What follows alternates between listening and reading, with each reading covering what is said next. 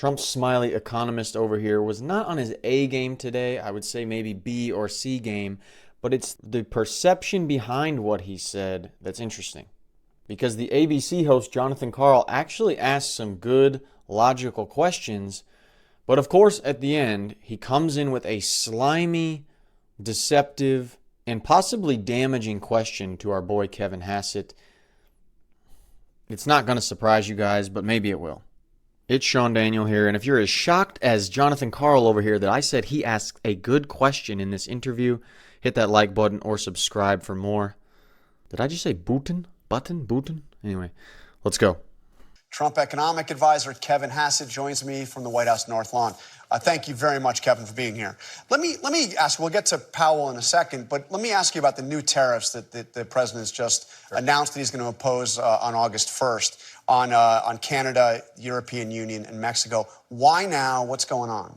Well, I think that we've got a deadline that's coming up in early August. And the thing about President Trump, if you go back and look at his history, that he became one of the most successful, if not the most successful businessman in the 20th century because he was able to squeeze everything out of every deal that he made. And right now we've got that guy who wrote The Art of the Deal, making deals for the American people. And we've got to see where the dust settles. The bottom line is that he's seen some sketches of deals that have been negotiated with Howard Lutnick and the rest of the trade team. And the president thinks the deals need to be better. And to basically put a line in the sand, he sent these letters out to folks, and we'll see how it works out. I mean, for all the talk of deals, I mean, there was talk of 90 deals in 90 days, and then the president actually said 200 deals at one point. And we've really only seen 2.5 deals. We've seen the UK, we've seen Vietnam, and a kind of a framework on China.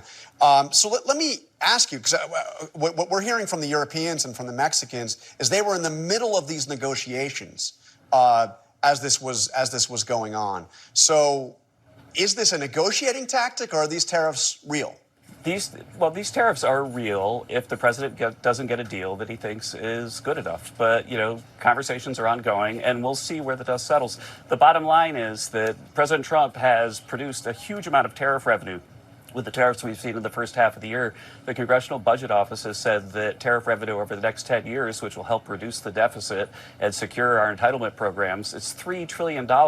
And consumers haven't seen that. Consumer price index inflation right now is the lowest it's been in over a decade. And so what President Trump has always said is that the foreign suppliers, the foreign governments are going to bear most of the tariffs. It's being visibly seen. And I think that that's probably affecting his negotiating position because we've got all this empirical evidence that his position has been proven correct in the data.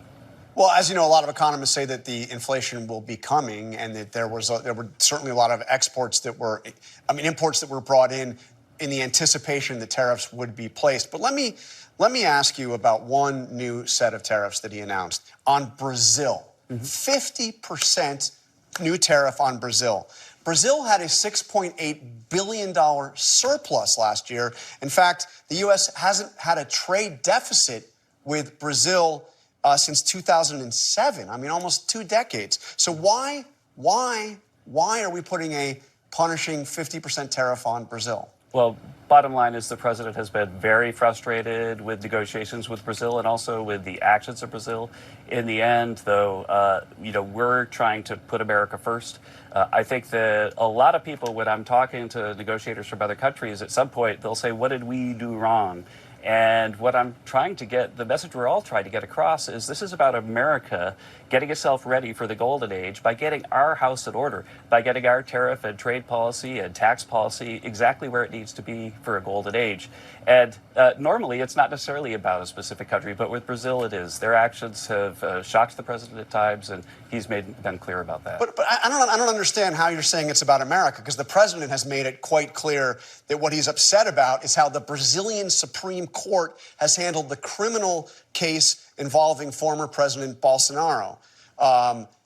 I'm agreeing with you. What I'm saying is that what I've been saying with most countries was that it's really about us getting the tariffs in order. And I think that this tariff for Brazil is a lot higher because of the president's frustration with Bolsonaro.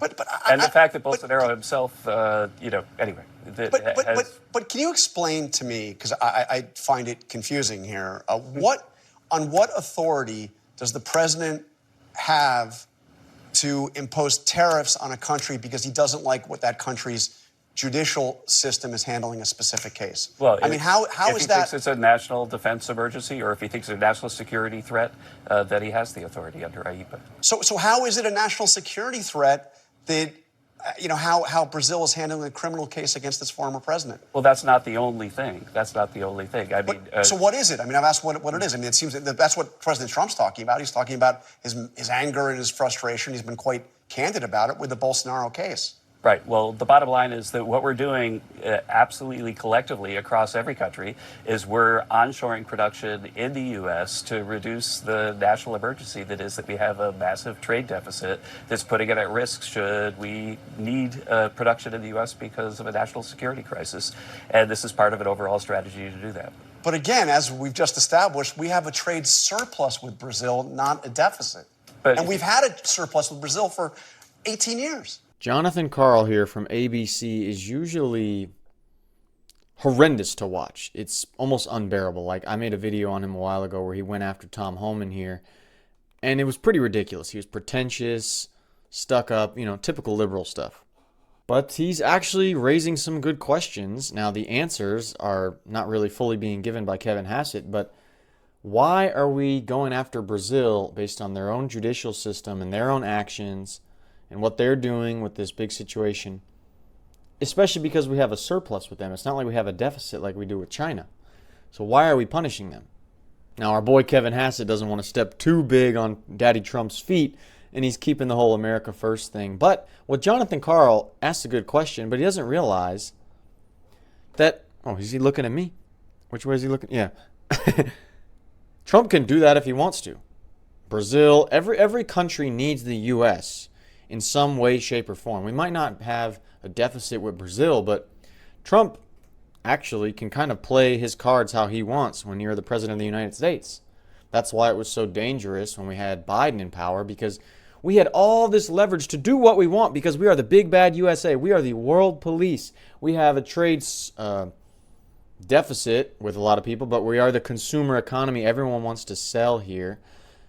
And that's why it was so bad under Biden. But that's why it's great that Trump is making power moves, even if it's because he's pissed about something going on in another country. At least he's making some moves. And not just sitting here dormantly and doing whatever the other countries want us to do. But again, as we've just established, we have a trade surplus with Brazil, not a deficit. And we've had a surplus with Brazil for 18 years. If you look at an overall strategy, if you don't have an overall strategy for this, then there'll be transshipping and everything else, and you won't achieve your objectives. Okay. I'm still confused, but let me move on. Let me ask you. Me too. Kevin Hassett can't say that Trump is just punishing these people, but we understand. About the 50% tariff that the president has imposed on copper imports. Copper, of course, is a widely used in construction, industrial manufacturing, cars, mobile phones, and the like. This is what the Wall Street Journal had to say about these tariffs. Mr. Trump is going to make U.S. firms pay 50% more for a vital metal while they wait 5 or more years for U.S. sourcing. How does making it more expensive to build aircraft, ships, and ammunition promote national security? This is national insecurity. What's your response to the Wall Street Journal? Right. The bottom line is that if there is a time of war, then we need to have the metals that we need to produce American weapons. And copper is a key component in many American weapon sets. And so as we look forward to the threats that America faces, the president decided that we have plenty of copper in the U.S., but not enough copper production. And that's why he's taken this strong step. But are you concerned about the effect of higher copper prices before American manufacturing can get up to speed? The fact is that effect that you're just discussing is something that you mentioned that economists said were going to be coming all year, these effects, and inflation is way, way down. In fact, inflation in the U.S. is right about the same level as it is in Europe. Okay. And so the tariffs have worked the way that we said. And so I guess the expectation would be that the countries and the people that are dumping into the U.S. would bear most of this tariff. Before you go, I want to ask you about Jerome Powell, the Fed chair. The administration's been highly critical of the way the Fed has handled renovations to its building, to its headquarters here in Washington. $2.5 billion renovation sounds like a lot to me, I have to admit. Yeah. But let me ask you, could this be used as a predicate to fire the Fed chair? I think that whether the president decides to push down that road or not is going to depend a lot on the answers that we get to the questions that Russ Vought sent to the Fed. The bottom line is that this is the most expensive project in D.C. history, $2.5 billion with a $700 billion cost overrun. To put that in perspective, the cost overrun for this Federal Reserve project is about the same size as the second biggest building overhaul in American history, which was the FBI building. And so the Fed has a lot to answer for. And the bottom line is that there's a key statutory problem. In 1913, when we founded the Fed, the U.S. was under a gold standard. So it was never envisioned by the people that voted for the construction of the Fed that we currently see, that the Fed could print money and toss it around willy-nilly because they had to have the gold to do what they're doing. And they're unbounded right now. Right, literally print the money to do the renovation. Very quickly, yes or no answer. Does the president, in your view, have the authority to fire the Fed chair? That's a thing that's being looked into, but certainly if there's cause, he does. Okay, thank you very much. These are why these guys are so slimy. He's asking Kevin Hassett, in your view, does the president have the right to fire the head of the Fed chair, or whatever it's called? He's only asking that so he can get an answer out of him that they can then share all over the media. And also, he's willing to have Kevin Hassett answer this, irregardless of the consequences it comes on Kevin Hassett. Seeing if he's got him with his guards down and maybe he gives a little answer. Yeah, Trump should fire that hole, He wouldn't say it like that, but he's trying to get him with his guards down. These media people, remember, their whole mission, sometimes it's the truth, sometimes it's not, but a lot of times these guys, it's about getting the big headline, irrespective of what it does to your life, Kevin Hassett's life. Now, are there good questions to ask about this whole Fed situation and the huge budget overrun that's gone on? Okay, but do you see how slimy that is? Now, imagine doing that every single day. What a life. He'd start looking like Dana Bash. And speaking of Dana Bash over here, if you want to see her get utterly obliterated by Tom Homan, our main man, Daddy T, she gets destroyed, trust me, in this video, much more than the video we just watched. If you want to see that, check out the video right here, and I will see you in the next one.